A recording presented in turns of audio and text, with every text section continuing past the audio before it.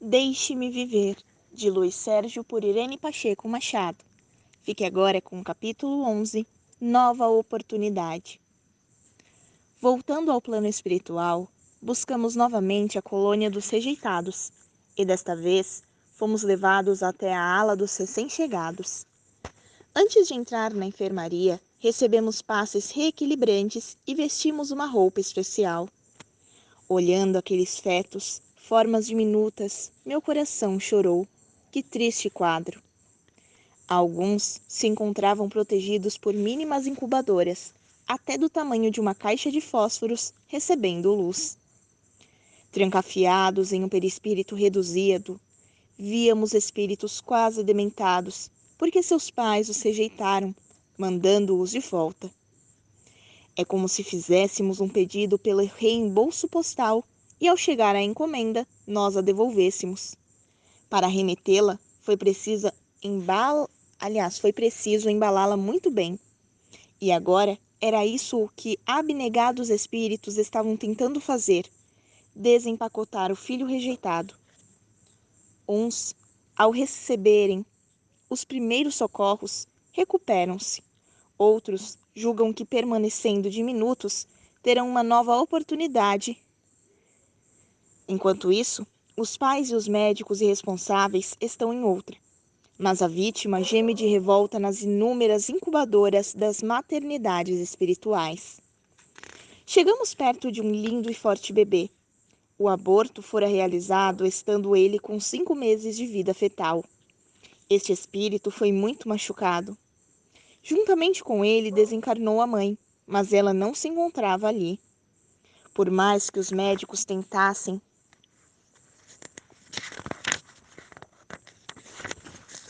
despertar-lhe a consciência, ele relutava.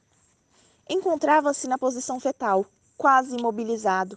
Ficava horas e horas chupando o dedo. Triste caso. A mãe, uma jovem de 16 anos, gemia com a dor do remorso. Interrompeu não uma vida, mas várias.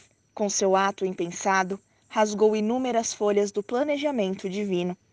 E o pior é que isto está acontecendo a cada minuto. Fitávamos condoídos aquelas formas humanas resguardadas da fúria do homem, mas em cada um daqueles corações encontrava-se plasmado um rosto de mulher que, por falta de amor, os havia rejeitado. Fui saindo devagar. No meu coração estava uma coroa de espinhos de tristeza por tantos absurdos praticados por pessoas sem fé e sem caridade. Os jovens estão cada vez mais livres, mas à medida que se soltam em libertinagem, vão ficando presos de remorsos e dores. Se o homem apalpasse o seu corpo e buscasse nos seus antepassados a verdade da vida, veria que não somos, quando encarnados, mais que um amontoado de ossos cobertos de albumina e fibrina. A carne que aloja nossa alma um dia terá de se decompor. Por mais seja ela embelezada e tratada, não suportará o passar do tempo. A sua composição de oxigênio, hidrogênio, nitrogênio e carbono nada é diante do espírito criado por Deus, composição divina retirada do universo. Se o homem se autoanalisasse, não bateria tanto a cara na porta do sofrer. É ele quem planta o seu próprio infortúnio. Em recolhimento no jardim, ainda conservava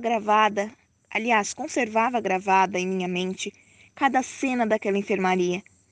Dementes criaturas recebendo cuidados especiais dos espíritos abnegados, enquanto seus algozes já se preparavam para novos crimes, sempre interferindo no plano de Deus. O materialismo nem por um momento permite sejam tocadas as suas consciências. A doutora Isis aproximou-se de mim e eu indaguei. Será que não existe um modo de gritar para o povo: pare, não ultrapasse a risca divina, poucos terão outra oportunidade? Não fique assim, Sérgio. Tudo terá fim um dia, principalmente a falta de respeito às leis de Deus. Os outros companheiros ligaram-se a nós e dali rumamos ao anfiteatro, onde o irmão, que comandava uma falange de socorristas, discorria sobre o aborto. Nas clínicas aborteiras, as suas equipes trabalhavam sem cessar, estudando o porquê de os homens ainda possuírem a coragem de matar um inocente feto. Alojado em minha cadeira, pensava: já imaginou se todas as mulheres tivessem a ideia de abortar? Triste fim da humanidade. A seguir, entrou o médico encarregado do socorro aos rejeitados. Cumprimentou a plateia e esta se iluminou com a luz da sua bondade. Esse espírito trabalha sem parar em prol daqueles que tiveram a viagem interrompida. Olhei-o com amor e pensei: que bom seria se todos fossem iguais a você. Infelizmente, há homens e homens. Iniciou a preleção. Irmãos em Cristo, Deus, na sua plenitude de bondade, cria incessantemente e povoa o universo. O homem ganhou de Deus a vida e por ela terá de lutar. A vida é eterna, indestrutível, por ser obra divina, mas ela é dividida em etapas. Primeiro, passamos por vários estágios e ganhamos o paraíso, que é o universo. Em cada reino, o espírito adquire tendências que não podemos ainda chamar de experiências. Depois, levado é até o esclarecimento. Continua a escalada, sempre amparado por Deus através dos seus ministros. Ao sair do reino animal, alguns homens não se despojam de alguns elementos desse reino, mas não se justifica, já no mundo hominal, o homem alimentar as reações de um irracional ou proceder como se ainda o fosse. Não mais se justificam suas atitudes grosseiras. Ao passar de um reino para outro, o homem conheceu o paraíso e recebeu de Deus esclarecimentos sobre a perfeição. Portanto, quando erra, erra por vontade própria, não por ignorância.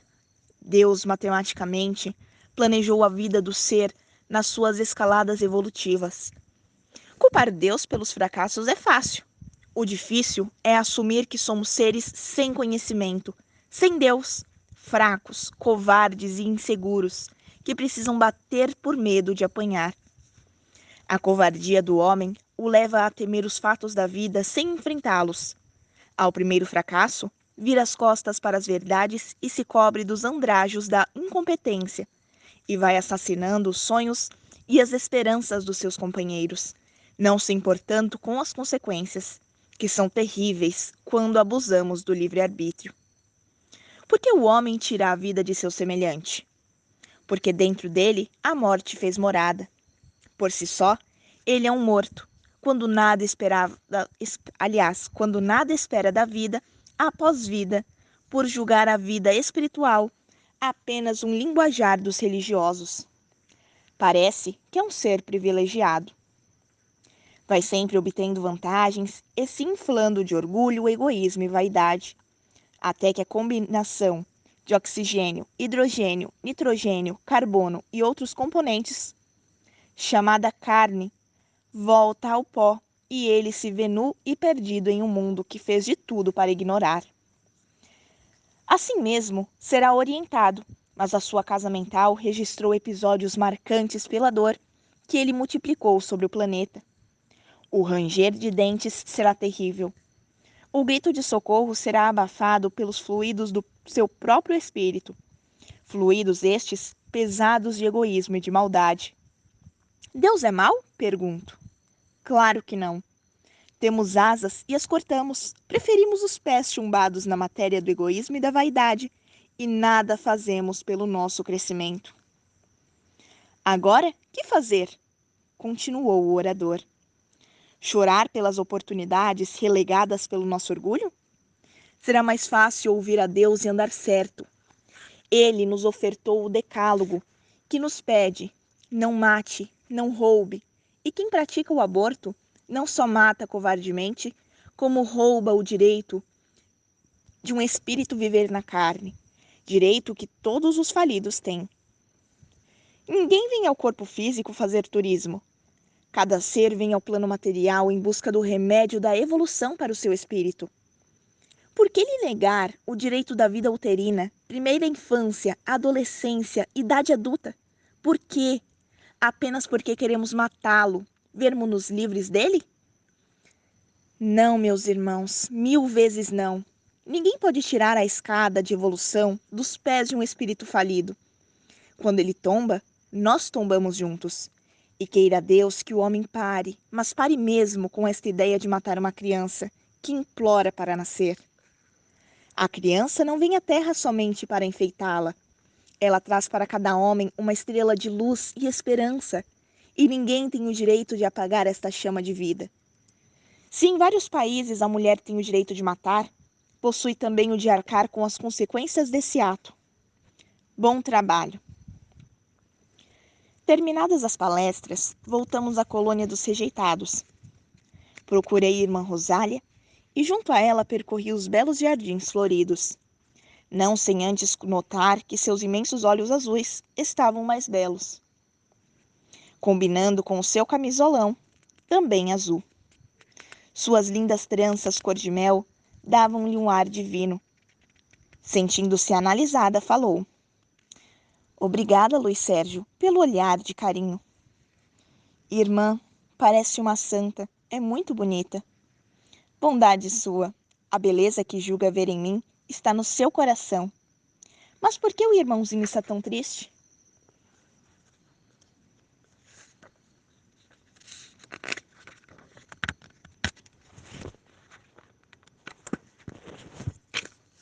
O aborto, irmã, é um crime cruel.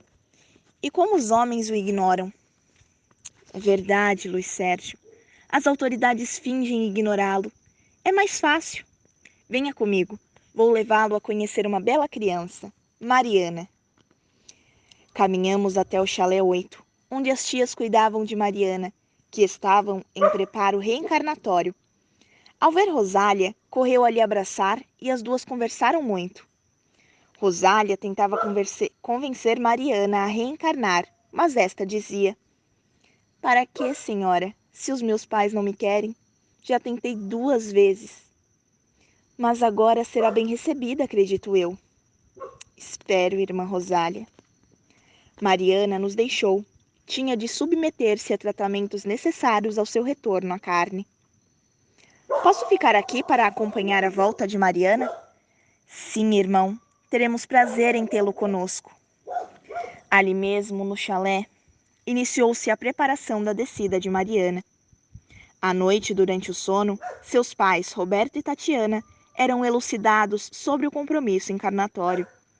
E Mariana, todas as vezes que tinha de abraçar os pais, recordava os 2 momentos cruéis, quando o aborto lhe negou a vida física.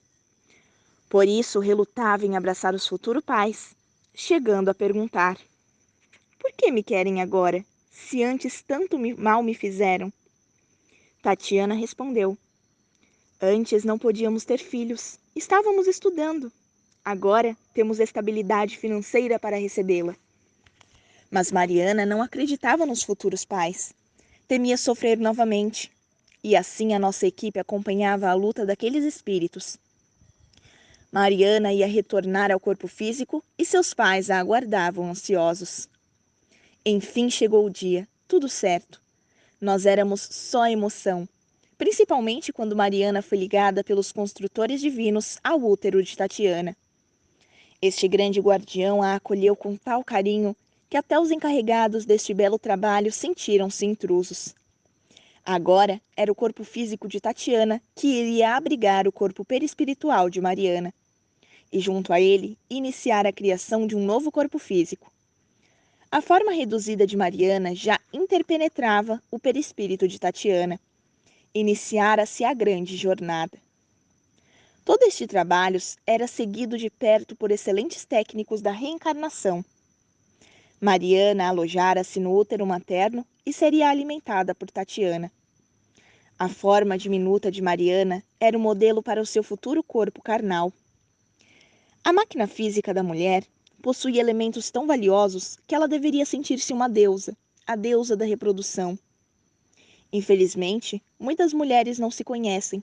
Julgam que os órgãos genitais são os órgãos do prazer somente.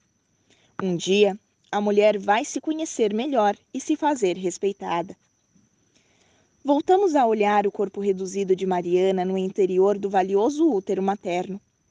Ele guardava com carinho a minúscula forma e, desde o momento em que ela se alojou nele, foi recebendo as energias necessárias para o seu crescimento intrauterino. Observando a parte física, presenciamos o molde começando a tomar consistência. Era o físico que estava sendo formado, graças ao poder do Criador. Na volta de Mariana, compreendemos a bondade de Deus. Ali, naquele pequeno corpo, encontrava-se uma chama de vida, e graças a ela, logo estaria em condição de recomeçar. O espírito não retroage, mas a forma física sim, e Mariana voltou a ser infinitamente pequena para galgar a glória do renascimento. Meu Deus, que maravilha! Exclamei extasiado diante do milagre da vida. Desde o instante do ligamento, o corpo de Tatiana fornecia os elementos necessários ao corpo e ao espírito de Mariana, e o embrião, todo iluminado, iniciava uma longa caminhada. Realizada a sublime ligação pelos técnicos divinos, nada mais nos prendia ali. Retiramo-nos. Posso acompanhar esta gravidez? Será que Tatiana não vai abortar novamente? Perguntei à doutora Isis. Acho que não. Ela e o marido esperam ansiosos a chegada de um filho. Mas ela já praticou o aborto. Sim, mas agora é diferente, pois aguardam ansiosamente essa gravidez. Irmã, como o ser encarnado desconhece o transtorno que lhe causa a espiritualidade quando pratica o aborto? É mesmo. Poucos irmãos possuem sensibilidade para compreender o valor da vida. Deixamos a casa de Tatiana e aproveitamos para prestar auxílio às casas abortivas, que são verdadeiros matadouros. Quem pratica o aborto terá de pagar ceitil por ceitil. Estávamos trabalhando quando chamados fomos até a espiritualidade. Na colônia dos rejeitados, a doutora Isis nos esclareceu. Luiz Sérgio, precisamos prestar auxílio a Tatiana, pois ela está em vias de abortar. Ela não quer a criança? Interroguei apreensivo. Não é isso, irmão. Devido à violência dos 2 abortos anteriores, o cordão umbilical está apresentando um quadro que pode dificultar o andamento da gestação. Iremos em auxílio a Tatiana e recordei que a sua equipe de estudos talvez desejasse estar presente. Obrigado, irmã. Serei eternamente grato. E assim, fomos para a casa de Tatiana, onde encontramos muito bem com sua gravidez no 5º mês. Quando Tatiana se deitou, os médicos aproveitaram para prestar socorro. E qual não foi a minha surpresa ao constatarem que no cordão umbilical havia um nó, impedindo a circulação do sangue, portanto, prejudicando o desenvolvimento da gestação.